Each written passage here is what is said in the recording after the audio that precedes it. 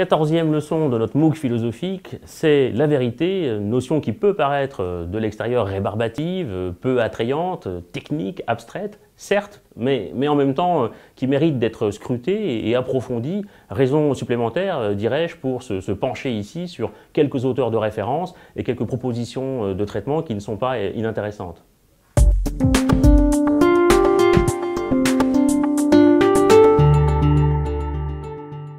La quête de la vérité témoigne d'un effort constant et répété de l'esprit humain pour atteindre ce qui est.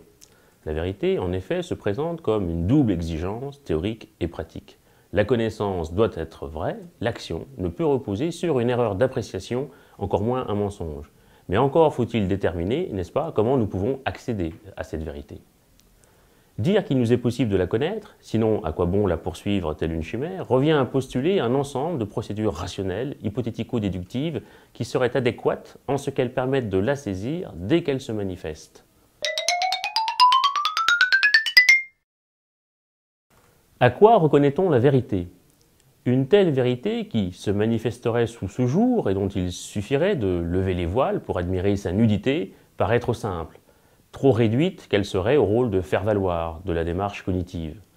Non pas qu'il faille d'ailleurs nécessairement souffrir pour être habité par le vrai, mais la vérité ne saurait, sous peine d'ailleurs de délit de banalité, se livrer immédiatement à nos facultés intellectuelles. Il y a belle lurette, comme le constate François Jacob dans son ouvrage La logique des possibles, que les scientifiques ne croient plus en une idée de la vérité, suprême et intangible, sur le modèle d'une réalité authentique, qui attendrait d'être dévoilée, dit-il, au coin de la rue. Ils savent désormais devoir se contenter du partiel et du provisoire. Ainsi, plutôt que d'une connaissance procédurale d'entendement, se fixant sur un objet, il vaut sans doute mieux parler d'une reconnaissance de la vérité, c'est-à-dire d'une reconnaissance des signes ou des marques implicites ou explicites qu'elle essaime à notre attention dans un horizon de sens pour que l'esprit l'appréhende comme leur origine.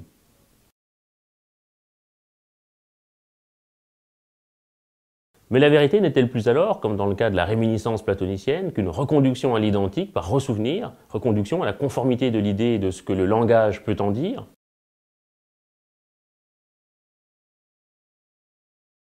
Si reconnaître la vérité, c'est se ressouvenir d'une vérité première, jadis contemplée avant que l'âme ne soit flanquée d'un corps qui est le tombeau de celle-ci, à la manière de l'esclave du Ménon poussé par Socrate à accoucher d'une vérité géométrique dont il était porteur à son insu, cela ne signifie-t-il pas également qu'à la fois nous sommes tous virtuellement dans la vérité, mais aussi que, partant, plus personne ne l'est constamment, exception faite de celui qui sait interroger son savoir de manière critique et privilégier du coup l'âpreté de la reconnaissance sur la certitude tranquille de la seule connaissance.